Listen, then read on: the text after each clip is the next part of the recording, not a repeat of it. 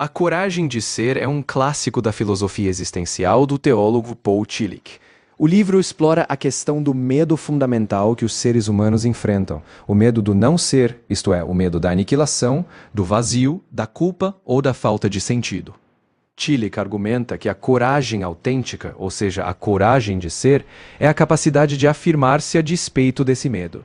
Ele se apoia tanto na filosofia existencial, Sartre e Heidegger, quanto em conceitos teológicos, para mostrar como a coragem, no sentido mais profundo, emerge da aceitação da própria finitude e da conexão com algo maior, o que ele chama de o fundamento do ser.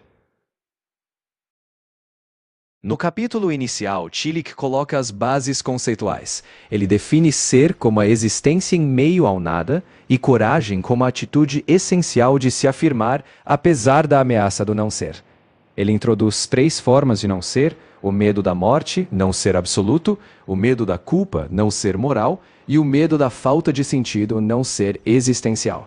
Ele explica que para cada uma dessas ameaças, a coragem é a resposta que possibilita ao indivíduo continuar afirmando-se e encontrando sentido ao confrontar o vazio sem negá-lo. Assim, ele prepara o terreno para as formas específicas de coragem que serão discutidas depois. Quando Tillich traz Platão e Tomás de Aquino, ele está diferenciando níveis de coragem. Em Platão, a bravura é uma virtude da alma irascível, ligada à defesa de valores. Em Tomás de Aquino, a coragem é uma virtude cardinal, mas subordinada à justiça e ao bem comum. Tillich usa isso para mostrar que, embora a bravura seja um aspecto da coragem, a coragem existencial que ele propõe é mais ampla. Não é apenas enfrentar perigos externos, mas sustentar o ser diante do não ser com uma base mais profunda que transcende a simples ação heróica. Tillich, ao discutir bravura, refere-se ao termo grego clássico andreia, que significa coragem ou bravura no contexto das virtudes cardinais. Ele, contudo, interpreta e traduz esse conceito em inglês e em alemão, usando Mut ou Tapferkeit. Mas a raiz conceitual é grega, derivada da tradição platônica e aristotélica, onde andreia era a coragem do cidadão virtuoso que enfrenta perigos com discernimento. Tillich, ao abordar Tomás de Aquino, entende que a coragem ou fortitudo em Tomás é uma virtude cardinal subordinada à prudência e à justiça. Em Tomás, a coragem não é meramente impulsiva, ela se equilibra com a racionalidade. Em suma, Tillich extrai que para Tomás, coragem é a firmeza diante do mal, mas sempre em conformidade com a razão e com o bem comum. Ela implica enfrentar o perigo não por impulsividade, mas por um ato moralmente orientado pela razão e pelo fim último do ser humano. Exato. Tillich reconhece que Platão vê a coragem como uma virtude humana essencial no contexto da alma, especialmente ligada ao controle racional sobre o medo. Já em Tomás de Aquino, a coragem é subordinada a uma ordem moral e teológica, alinhada à vontade de Deus e ao bem comum. Tillich integra essas perspectivas para construir sua própria noção de coragem existencial. Quando Tillich aborda a coragem sob a ótica estoica, ele se refere à aceitação serena da realidade inevitável, sem fuga ou desespero. Os estoicos, como Sêneca ou Marco Aurélio, viam a coragem como a disposição de encarar o destino, a mortalidade e a dor com tranquilidade racional. Para Tillich, essa dimensão estoica da coragem é a afirmação da existência diante do incontrolável e do sofrimento. É aceitar a finitude sem resignação passiva, mas com lucidez e dignidade. Perfeitamente. Da tradição estoica, Tillich extrai uma coragem eminentemente humana. Não há apelo à vontade de Deus, e sim a capacidade racional do indivíduo em aceitar a realidade, o destino e as adversidades. A coragem estoica, para Tillich, é a virtude de manter a integridade do ser, mesmo diante do sofrimento ou da falta de controle. É uma coragem autossuficiente e autoconsciente, centrada na razão e na dignidade da existência humana. Ao tratar de Spinoza, Tillich se volta para a noção de coragem como a afirmação do ser em harmonia com o todo. Em Spinoza, tudo é parte da substância única, Deus ou natureza. A coragem, então, é compreender a realidade e amar a necessidade de tudo o que existe. Assim, Tillich extrai de Spinoza a coragem como um assentimento racional à totalidade da existência, É a coragem de aceitar e amar o ser, incluindo suas limitações, porque compreendemos que somos parte de um todo necessário. Isso amplia a coragem. É afirmar o próprio ser em consonância com a ordem universal. Exatamente. Em Spinoza, a coragem implica um assentimento racional à necessidade das coisas, sem resistência às leis universais. Mas não é um conformismo passivo. É uma integração ativa, onde a coragem está em compreender e amar a ordem do todo, integrando-se a ela. A coragem, nesse sentido, é a de afirmar-se não contra a realidade, mas com a realidade, reconhecendo nossa participação necessária no todo. Quando Tillich recorre a Nietzsche, ele explora a coragem como a afirmação da vida em sua totalidade, inclusive com seus aspectos trágicos. Inspirado pelo amor fati de Nietzsche, a coragem é abraçar o eterno retorno, o sim à existência como ela é, sem ilusões metafísicas ou transcendentes. Tillich mostra que em Nietzsche, a coragem não busca garantias externas, é a criação de sentido a partir do próprio poder vital. Assim, Tillich extrai de Nietzsche a coragem de afirmar o ser mesmo sem fundamentos transcendentais, sustentando o peso da vida como criador de significado. Exatamente. No diálogo com Nietzsche, Tillich reconhece uma coragem radicalmente imanente. Não há apelo a uma transcendência divina ou a um fundamento metafísico. A coragem nietzschiana é justamente afirmar o sentido que a própria existência cria. É um olhar destemido para a vida como ela é, sem ilusões transcendentais, onde a coragem consiste em criar valor e sentido no próprio ato de viver. Tillich utiliza o diálogo Laches de Platão para explorar a noção de coragem em seu sentido mais humano e moral. No Laches, a questão é o que é a verdadeira coragem, e Platão, por meio dos personagens, discute se coragem é apenas resistência física ou se envolve sabedoria. Tillich interpreta que Platão já aponta que a coragem genuína é inseparável da razão e do conhecimento do bem. Assim, Tillich usa o Laches como ponto de partida para mostrar que a coragem não é meramente bravura física, mas uma virtude que depende da compreensão e da afirmação racional do que é bom e verdadeiro. Exato.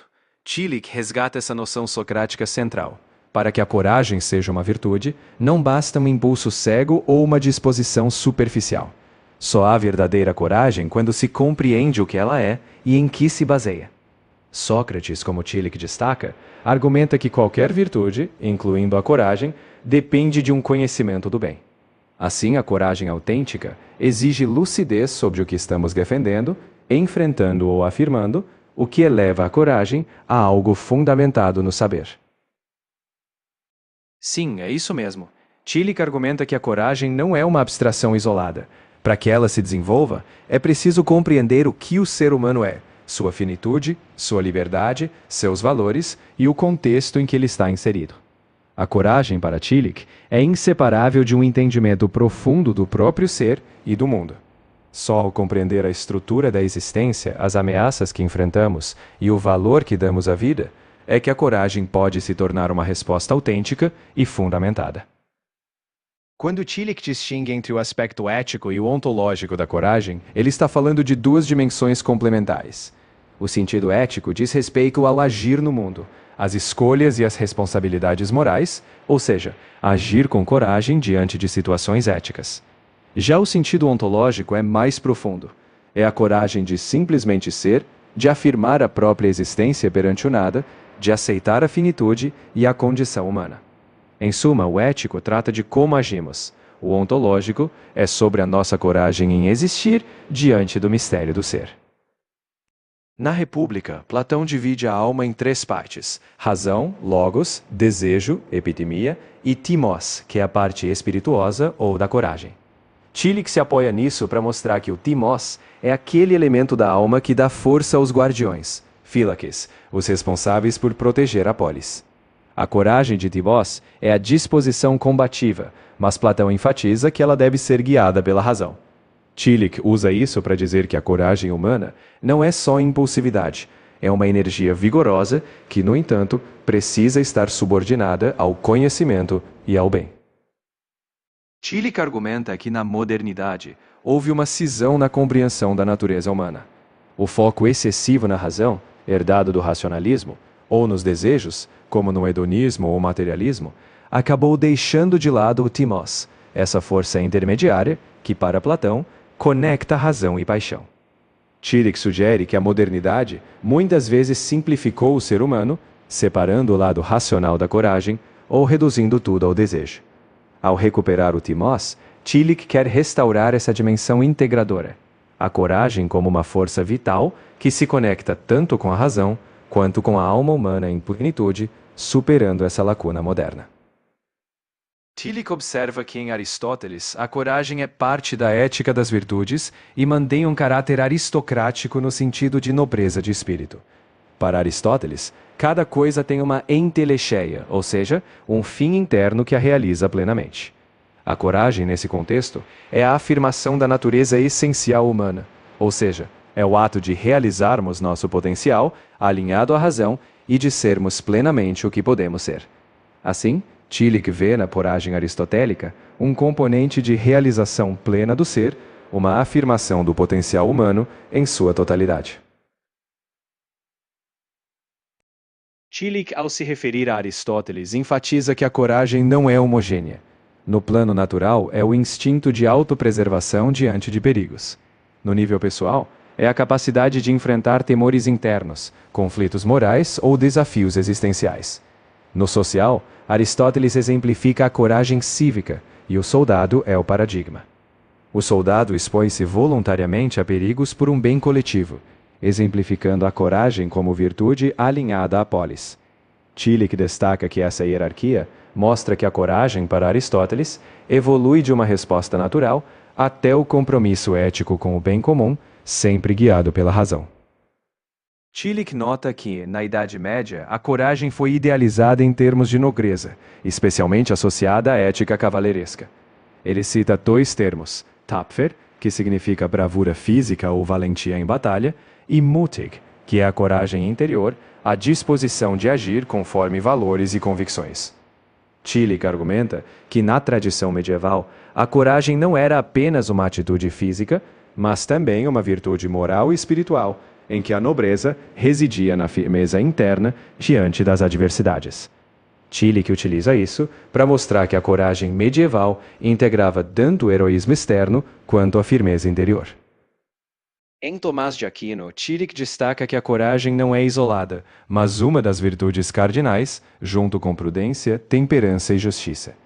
A coragem, nessa estrutura, serve ao bem supremo, que para Tomás é a união com Deus e a realização do bem maior. Tillich ressalta que nessa concepção, a coragem é a força moral que permite enfrentar qualquer obstáculo, medo, dor, até a morte, para assegurar a realização desse bem supremo.